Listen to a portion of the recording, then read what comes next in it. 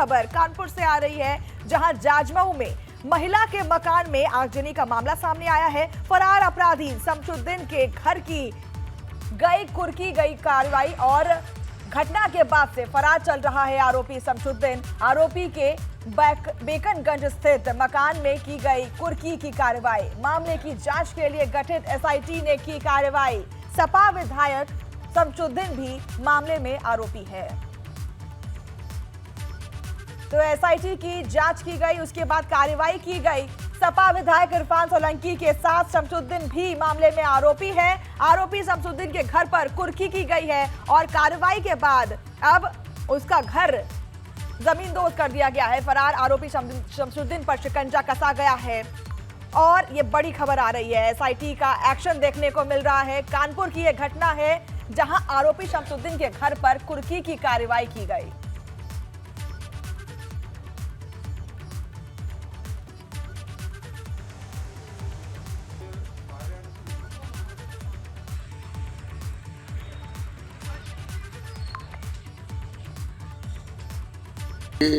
जाजमऊ में एक विधवा वृद्धा का घर जलाए जाने के मामले का केस है 127/22 और इसमें ये लंबे समय से फरार चल रहे हैं।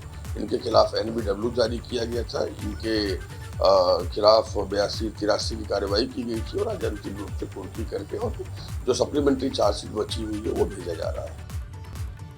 वहीं देहरादून में लगातार समुदाय विशेष के लड़कों पर हिंदू लड़कियों को छेड़ने के मामले सामने आ रहे हैं। इसी बीच विकासनगर से 2 मामले सामने आए हैं जहां विशेष समुदाय के युवकों पर हिंदू लड़कियों को छेड़ने का आरोप लगा है। फिलहाल मामले में पुलिस ने आरोपी के खिलाफ मुकदमा दर्ज कर लिया है, लेकिन हिंदू संगठन जमकर इसका विरोध कर रहे हैं। मामले में विशेष समुदाय के लोगों पर भी थाने पहुंचे और जमकर हंगामा किया, जिसके बाद पुलिस को भी बल प्रयोग करना पड़ा, लेकिन मामला ज्यादा तूल ना पकड़े, जिसको लेकर पुलिस ने इलाके में भारी पुलिस फोर्स की तैनाती कर दी है। पुलिस हिंदू संगठन और विशेष समुदाय के लोगों को बुलाकर शांति बनाने की भी अपील कर रही है। आरोपियों पर पुलिस ने दर्ज किया है मुकदमा। पुलिस की लोगों से शांति बनाए रखने की अपील जारी है। तनाव का माहौल है। लड़कियों से छेड़छाड़ का मामला सामने आया था, जिसके बाद अब हर जगह पर तनावपूर्ण माहौल देखने को मिल रहा है और पुलिस ने अब हर किसी से शांतिपूर्वक माहौल बनाने की अपील की है। तो हिंदू लड़कियों से छेड़छाड़ का मामला है, जहां अब जिस पर जो मामला अब तूल पकड़ चुका है और अब प्रशासन शांति बरतने की बात कर रही है। अभी 2-3 दिन पहले एक इंसिडेंट हुआ था, उसमें ये बात आई थी, तो उसमें पुलिस के द्वारा जो कार्रवाई की गई, इसमें त्वरित ही कार्रवाई की गई थी और इसमें हमने दोनों पक्षों का ही मुकदमा दर्ज किया था। और जो भी पुलिस को अगर सूचना मिल जाती है तो पुलिस उसमें पूरी कार्रवाई करती है और कर रही भी है। और कल भी इसी तरह की एक घटना हुई तो उसमें भी पुलिस के द्वारा मुकदमा दर्ज किया गया है और आरोपियों के खिलाफ कार्रवाई की जा रही है। रुद्रपुर के किच्छा रोड पर स्थित एक होटल के बाहर दबंगों ने तलवार से एक परिवार पर हमला किया, जिसमें एक शख्स का हाथ कट गया, जिसका अस्पताल में इलाज चल रहा है। फिलहाल मामले में पुलिस ने 4 आरोपियों को गिरफ्तार कर लिया है। बताया जा रहा है कि होटल में शराब के नशे में दबंगों ने एक महिला के साथ छेड़खानी की थी, जिसके विरोध में उसके पति ने उनका विरोध किया था, जिसके बाद होटल संचालक ने दबंगों को होटल से बाहर कर दिया था। लेकिन बदला लेने के लिए पार्किंग में दबंग उनका इंतजार कर रहे थे। जैसे ही परिवार पार्किंग में पहुंचा तो दबंगों ने तलवार से उन पर हमला कर दिया। तो दबंगों की उत्पात देखने को मिल रही है। शख्स ने पत्नी से छेड़खानी का किया विरोध, जिस विरोध को लेकर दबंगों ने पिटाई कर दी।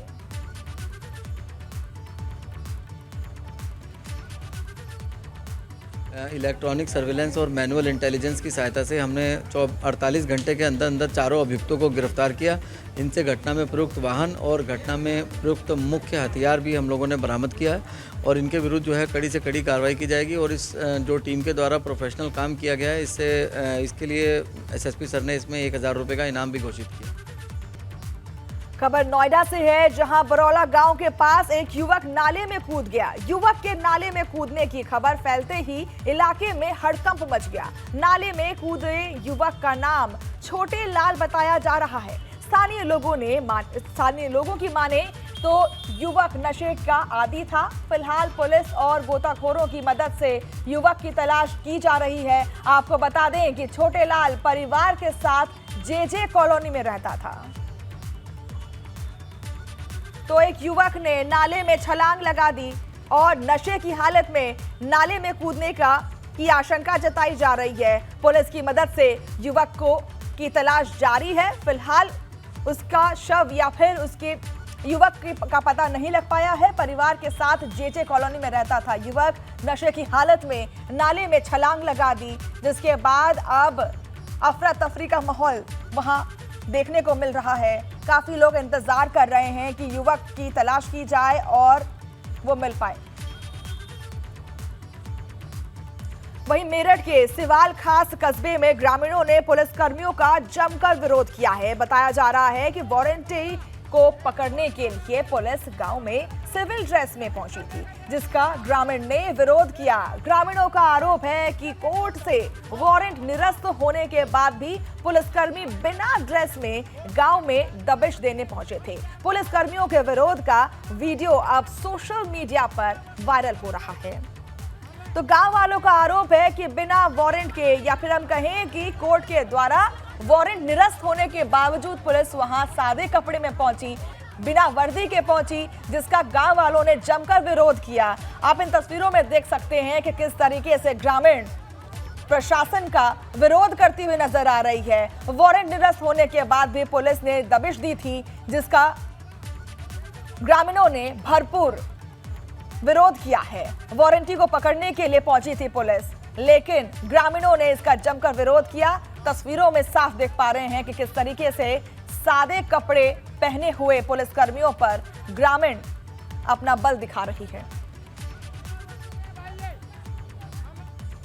झांसी में बेखौफ दबंगों का कहर देखने को मिल रहा है। दबंगों ने शिकायत करने पर पीड़ित पक्ष को पीटा और पीड़ित पक्ष शिकायत करने पहुंचा था थाने। शिकायत करने पर पीड़ित पक्ष के साथ दोबारा मारपीट की गई। मारपीट में 3 लोग गंभीर रूप से घायल हुए हैं। चिरगांव थाना क्षेत्र के करुगुआ गांव का यह मामला है।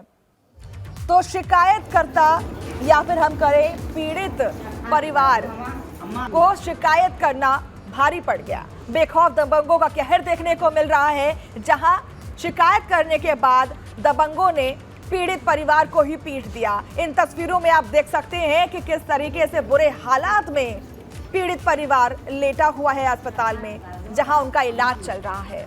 तो शिकायत करने पर पीड़ित पक्ष के साथ मारपीट की गई। दबंगों का कहर देखने को मिल रहा है। दबंगों ने सरेआम पीड़ित पक्ष को पीट डाला, जिनका अभी फिलहाल झांसी अस्पताल में इलाज चल रहा है। और अब खबर अमरोहा से है, जहां पर 24 घंटे में अमरोहा पुलिस और लुटेरों के बीच दूसरी बार मुठभेड़ होती है। पुलिस ने मुठभेड़ के बाद 2 लुटेरों को गिरफ्तार कर लिया है। वहीं एक सिपाही भी गोली लगने से घायल हुआ है। तीनों को इलाज के लिए अस्पताल में भर्ती करा दिया गया है। लुटेरों के पास से 15,000 रुपए, एक बाइक, अवैध असलहा भी बरामद किया गया है। तो आप देख सकते हैं कि किस तरीके से 24 घंटे में दूसरी बार मुठभेड़ होती है पुलिस की और बदमाशों की, जहां पर एक पुलिस भी घायल हो जाता है। अमरोहा की ये वारदात है, जहां आप देख सकते हैं कि ये वही पुलिसकर्मी है जो इस वारदात में घायल हुआ था। पुलिस और बदमाशों के बीच मुठभेड़ होती है। 2 बदमाश गिरफ्तार कर लिए जाते हैं। पुलिस ने 2 लुटेरों को गिरफ्तार कर लिया है। पुलिस और लुटेरों के बीच मुठभेड़ होती है। 24 घंटे में दूसरी मुठभेड़ और लुटेरों के पास से 15,000 रुपए, एक बाइक, अवैध असलहा भी बरामद किया जाता है। तो ये असलहे की तस्वीर है और ये घायल लुटेरा भी देखने को मिल रहा है। साथ ही साथ पुलिसकर्मी भी घायल हो गए थे। ये वही बाइक है और ये तमाम बरामदगी इस मुठभेड़ में हुई है। हसनपुर पुलिस द्वारा अगरौला रोड पर रूटीन चेकिंग एवं गश्त की जा रही थी। इसी रूटीन चेकिंग के दौरान दो संदिग्ध व्यक्ति बिना नंबर की स्प्लेंडर के साथ वहां से गुजर रहे थे। पुलिस ने जब उन्हें रोकने का प्रयास किया तो वो दोनों व्यक्ति स्प्लेंडर बाइक से खेतों की तरफ भागने लगे। भागते वक्त उन दोनों व्यक्ति ने पुलिस पर फायर किया। आत्मरक्षार्थ पुलिस को भी फायर करना पड़ा। इस पूरी घटना में दो संदिग्ध व्यक्ति एवं एक जवान घायल हुए हैं। और अगली खबर कुशीनगर से है, जहां पुलिस और बदमाशों में मुठभेड़ होती है। मुठभेड़ में बदमाश के पैर में गोली लगी। पुलिस ने 4 इनामी बदमाशों को किया गिरफ्तार। बदमाशों के पास से अवैध तमंचा और कैश बरामद किए गए हैं। पटरवा गांव थाना के मुआवा काट के पास ये मुठभेड़ हुई है। पुलिस और बदमाशों के बीच मुठभेड़ हुई, जहां 4 बदमाशों को गिरफ्तार कर लिया गया है। मुठभेड़ में 4 इनामी बदमाशों को किया गिरफ्तार और पुलिस और बदमाशों में मुठभेड़ हुई थी, जिस मुठभेड़ में अब 4 बदमाशों को गिरफ्तार कर लिया गया है। पटहेरवा थाना के महुआवा कट के पास ये मुठभेड़ हुई। तमंचा और कैश भी बरामद हुए हैं इस मुठभेड़ में। कुशीनगर की ये वारदात है और लगातार हम देख रहे हैं कि पुलिसकर्मी या फिर हम कहें प्रशासन के गश्त लगते जा रहे हैं और बदमाश मुठभेड़ में गिरफ्तार और घायल होते जा रहे हैं। वहीं उन्नाव में डंपर ने बाइक सवार को जोरदार टक्कर मारी है। बाइक सवार ने अस्पताल जाते तक तोड़ा दम। हादसे में मौत के बाद परिजनों ने किया हंगामा। पूर्वा कोतवाली के मिर्री चौराहे के पास की घटना है ये। तो ये मिर्री चौराहे के पास की ये घटना है, जहां पर उन्नाव में सड़क हादसा हुआ और इस हादसे में बाइक चालक की मौत हो गई। डंपर चालक ने बाइक सवार शख्स को टक्कर मारी थी, लेकिन उस टक्कर में बाइक सवार की मौत हो गई, जिसके बाद परिजनों ने हंगामा काट दिया है। डंपर सवार के पकड़े जाने की मांग कर रहे हैं और प्रशासन से मदद की गुहार लगाई जा रही है। डंपर ने बाइक सवार को जोरदार टक्कर मारी थी। बाइक सवार ने अस्पताल जाते वक्त ही दम तोड़ दिया, जिसके बाद अब परिजनों में आक्रोश है, गुस्सा है और प्रशासन से मदद की गुहार लगाई जा रही है ताकि उस डंपर चालक को पकड़ा जाए और उसके खिलाफ कार्रवाई की जाए। तो उन्नाव से ये सीधी तस्वीरें देख सकते हैं आप अस्पताल से, जिसमें एक शख्स की मौत हो गई। ये वही शख्स है जो बाइक सवार था और उसे डंपर चालक ने टक्कर मारी थी। ये वही क्षतिग्रस्त बाइक है जिससे एक्सीडेंट हुआ था डंपर का और अब डंपर सवार फरार चल रहा है। और फिरोजाबाद से खबर है, जहां घर वापस जा रहे शख्स को डंपर ने रौंद दिया। हादसे में मौके पर हुई शख्स की मौत। पुलिस ने डंपर को मौके से पकड़ा, शव को पोस्टमार्टम के लिए भेजा और थाना मटसेना क्षेत्र के नेशनल हाईवे 19 का ये मामला है।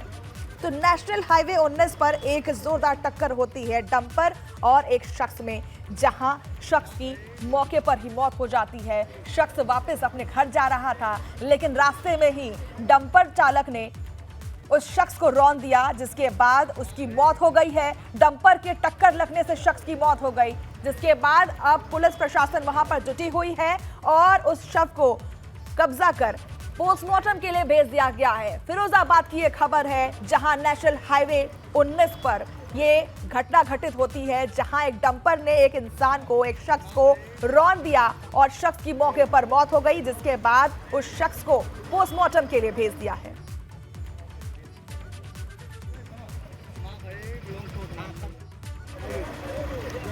हमारे चाचा जी काम करके आ रहे थे मक्खनपुर से, फैक्ट्री में काम करते हैं, सब्जी वब्जी लेके आ रहे थे उधर से, तो यहाँ खरचली चौराहे से आगे उधर से डंपर आ रहा था, रौंदता हुआ कुचलते हुए निकल गया और चौराहे पे खड़ा आया डंपर और ड्राइवर वगैरह भाग गए।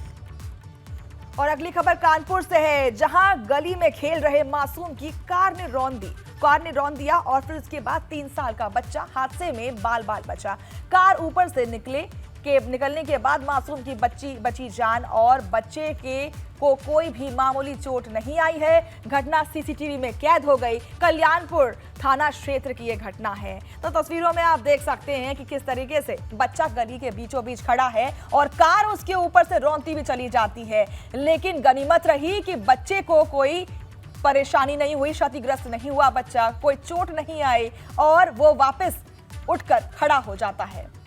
हादसे में बाल बाल मासूम बचा, लेकिन लापरवाही देखने को मिल रही है कार चालक की कि किस तरीके से बच्चे को देखने के बावजूद वो उस बच्चे पर गाड़ी रौंदता हुआ चला जाता है। गली में खेल रहा था मासूम, जिसके ऊपर से कार गुजर गई, बच्चे को रौंद दिया, लेकिन गनीमत है कि बच्चा बाल बाल बच गया, कोई चोट नहीं आई बच्चे को और वो फिर से खड़ा हो जाता है। कल्याणपुर थाना क्षेत्र की यह घटना है, हम आपको ये फुटेज दिखा रहे हैं कानपुर के कल्याणपुर थाना क्षेत्र की। तो अब बड़ी खबर आजमगढ़ से आ रही है, जहां तेज बारिश के चलते पूर्वांचल एक्सप्रेसवे धंस गया है। फिलहाल रास्ते को बंद कर एक्सप्रेसवे को ठीक किया जा रहा है। वहीं लखनऊ गाजीपुर पूर्वांचल एक्सप्रेसवे के धंस जाने के कारण गाड़ियों की रफ्तार पर ब्रेक लग गया है। दरअसल आजमगढ़ सदर तहसील क्षेत्र के कोठरा और मनचोभा गांव के पास पूर्वांचल एक्सप्रेसवे बड़ा गड्ढा बन गया था, जिस कारण एक्सप्रेसवे के एक तरफ से गाड़ियों की आवाजाही पूरी तरह से बाधित हो गई है। ऐसे में फिलहाल एक ही लेन से गाड़ियों को पार करा जा रहा है। आपको बता दें कि ये एक्सप्रेसवे लखनऊ से गाजीपुर के बीच 9 जिले लखनऊ से शुरू होकर बाराबंकी, अमेठी, सुल्तानपुर, अयोध्या, अंबेडकर नगर, आजमगढ़ और मऊ होते हुए गाजीपुर तक जाती है। लेकिन बारिश के चलते आजमगढ़ के एक्सप्रेसवे का हिस्सा धंस गया है, जिससे लोगों को काफी परेशानियों का सामना करना पड़ रहा है। तो एक ही लेन से गाड़ियों को हो रही है परेशानी। सपा ने लगाया निर्माण कार्य का।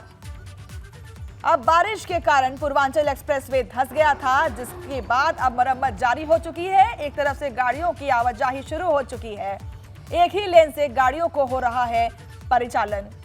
सपा ने लगाया निर्माण कार्य में भ्रष्टाचार का आरोप और अब बारिश के कारण पूर्वांचल एक्सप्रेसवे धंस गया है, जिसके बाद अब मरम्मत की प्रक्रिया शुरू हो चुकी है। एक्सप्रेसवे धंसा और रफ्तार में अब ब्रेक लग गया है। मसूरी में इन दिनों बारिश लोगों के लिए आफत बन गई है और जगह जगह हादसे में लोगों ने दहशत का माहौल देखा गया है।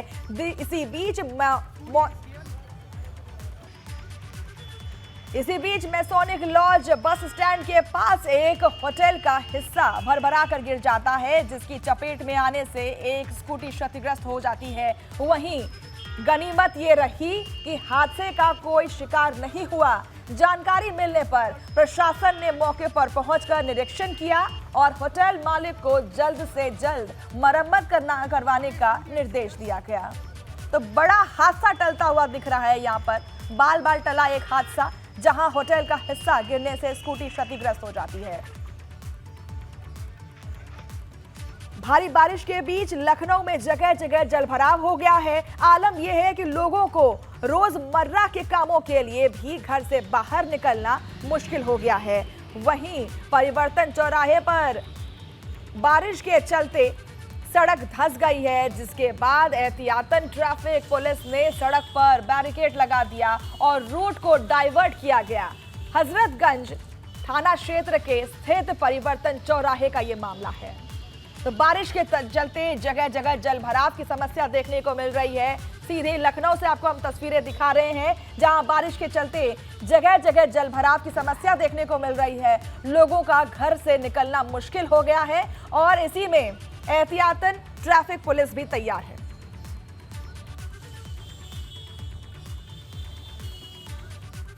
तो दिल्ली एनसीआर समेत यूपी के कई हिस्सों में रुक रुक कर जोरदार बारिश हो रही है। मूसलाधार बारिश की वजह से कई इलाकों में जल जमाव देखने को मिल रहा है, जिससे लोगों का घरों से निकलना दूभर हो गया है। वहीं सड़कों पर पानी भर जाने के कारण कई जगहों पर गाड़ियां भी फंसी नजर आ रही हैं। वहीं गाजियाबाद में तेज बारिश के कारण नगर आयुक्त के घर में भी पानी भर गया है। तो ये नोएडा और गाजियाबाद की दो तस्वीरें हम आपको दिखा रहे हैं, जहां जलभराव की समस्या देखने को मिल रही है। हर साल इसी तरीके की परेशानी से लोगों को जूझना पड़ता है, दिल्ली वासियों को, एनसीआर वासियों को जूझना पड़ता है, लेकिन इस समस्या का कोई समाधान नहीं निकल रहा। ये समस्या जस के तस देखने को मिल रही है। बारिश से जगह जगह जलभराव की समस्या देखने को मिलती है, लेकिन इस समस्या का समाधान फिलहाल नहीं मिलता नजर आ रहा है।